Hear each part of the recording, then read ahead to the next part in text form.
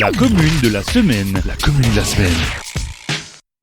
La commune de la semaine se poursuit du côté de Val-d'Ouz. Je suis en compagnie du maire, monsieur Émile Oliger. Bonjour. Bonjour. Dites-moi, quels sont les projets en cours là en 2021 du côté de Val-d'Ouz? Pour le moment, vient de terminer un chantier, c'est-à-dire la couverture de la chapelle ainsi que de l'atelier communal. Et les projets en cours, c'est maintenant la sécurité du village, ce qui est le plus important pour le moment. Nous allons déposer d'ailleurs les demandes de subvention, ce qu'on peut effectivement avoir, et puis qu'on pense, suite à notre budget, on pourrait les faire encore cette année. Ça, c'est le premier truc. Et après, c'est le centre-village. Et après, il y a cette piste entre Val-d'Ouz et Dorst qui me tient à cœur. Est-ce qu'on fait une piste cyclable ou bien un chemin qui est vraiment praticable pour les piétons? Alors Dorst, on va préciser parce que tout le monde ne connaît pas forcément ce hameau. C'est un hameau qui est partagé, j'ai envie de dire, coupé en deux entre vos voisins de Valsbronn et vous. Et je crois même que c'est votre lieu d'origine, non? Tout à fait, tout à fait. Je suis de Dorst et ça fait maintenant 40 ans que je suis à Val-d'Ouz, mais ma maison natale est à Dorst. Dorst se situe, la frontière entre Dorst et Waldspronn se situe à droite, c'est la rivière, c'est Waldspronn, à gauche, c'est Dorst.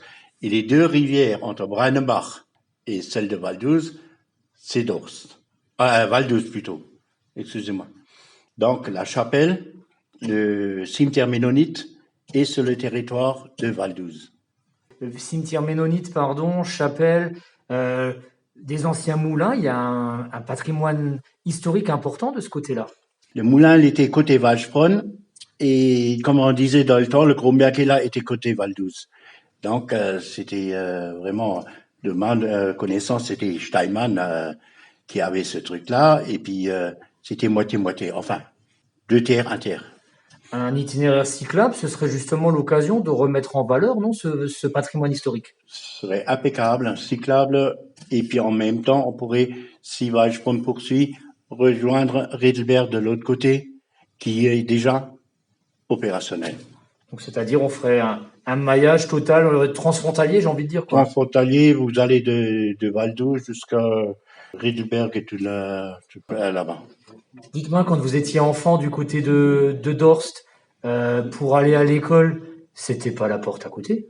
Oh, parfois on allait en vélo, parfois à pied, puis parfois en bus. On avait même une relation où les personnes de Waldspronn nous cherchaient pour aller à l'école. Mais parfois on rentrait à pied, et souvent. Et est-ce que c'était des écoles mixtes ou des écoles de garçons? Non, non, non. Nous, on était garçons. Les filles étaient à côté. C'était toujours la guéguerre entre nous. D'accord, Ça, c'est clair.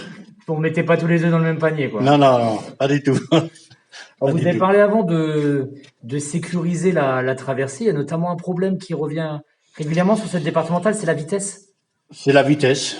C'est la vitesse. Et puis, reste à la vitesse. On a fait des sondages et tout ça. Il y a beaucoup de personnes qui sont favorables. Bon, si on met des écluses, ce qui est prévu, certaines personnes sont toujours contre. Mais en général, si je vois en Alsace, ça se voit de plus en plus. Vous n'avez pas aucun village où il n'y a pas d'écluse. Donc, ça freine. Et puis, ça nous éviterait un peu aussi les camions. Parce que les camions, vu qu'ils payent la Maut en Allemagne, donc ils coupent. Au lieu de prendre l'autoroute, ils coupent, ils passent par Weidemar, ils viennent par ici. Ils viennent de Beach, ils viennent par ici, surtout le Crémier. En ce moment, comme vis-à-vis de la situation, il n'y a pas tellement de camions. Il y a peut-être beaucoup qui l'ont remarqué, d'entre nous. Ça passe pas, on est tranquille. Mais dès que c'est de nouveau ouvert, l'Allemagne à la frontière, ça va filer. Et puis, la vitesse, c'est le plus grand problème qu'on a dans ce village. Vous parliez avant d'écoles. On sait que les écoles sont importantes pour faire vivre un village. Mais il y a un autre lieu qui est important, un lieu de rencontre. Dans un village, c'est le café ou le restaurant. Je crois que de ce côté-là, vous avez plutôt une bonne nouvelle à nous annoncer. Oui, tout à fait. Logiquement, le restaurant, d'après que j'ai vu personnellement, parce que j'étais plusieurs fois dedans, il est en peinture à l'intérieur, il va modifier, il va même mettre le site de la commune de Val-d'Ouz au mur, Et il devrait ouvrir dès qu'il a l'autorisation pour après le Covid. D'accord, donc dès que la période sera passée, l'auberge Lorraine va reprendre du service, quoi. On va reprendre le service par la famille Garcia. Si vous deviez résumer votre village en un mot, si vous deviez donner envie à quelqu'un de venir visiter, quelqu'un du Beacherland ou d'ailleurs, qu'est-ce que vous mettriez en avant? Bon, la nature déjà en premier. Hein.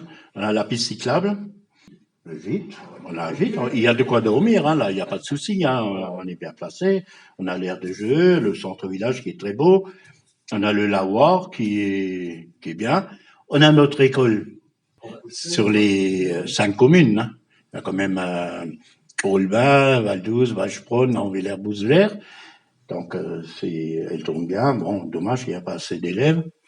Mais il y a de quoi voir et de bien vivre. Est-ce que vous êtes confiant en l'avenir en voyant justement qu'il y a quand même ce regroupement scolaire, il y a encore des élèves qui sont là, vous êtes confiant en l'avenir, vous restez positif? Il faut toujours rester positif, Quoi qu'il arrive. quoi qu'il arrive. D'accord. Faut jamais, parce que négatif, vous êtes perdant. Ça, c'est clair. La guerre est perdue déjà d'avance. Et tenez, on parle de guerre, allez, je vais parler de guerre, j'avais promis de pas faire un plat là-dessus, mais forcément, je suis obligé d'y venir, vu que vous êtes originaire de Dorst, à cheval sur Valdouze et Valsbronn.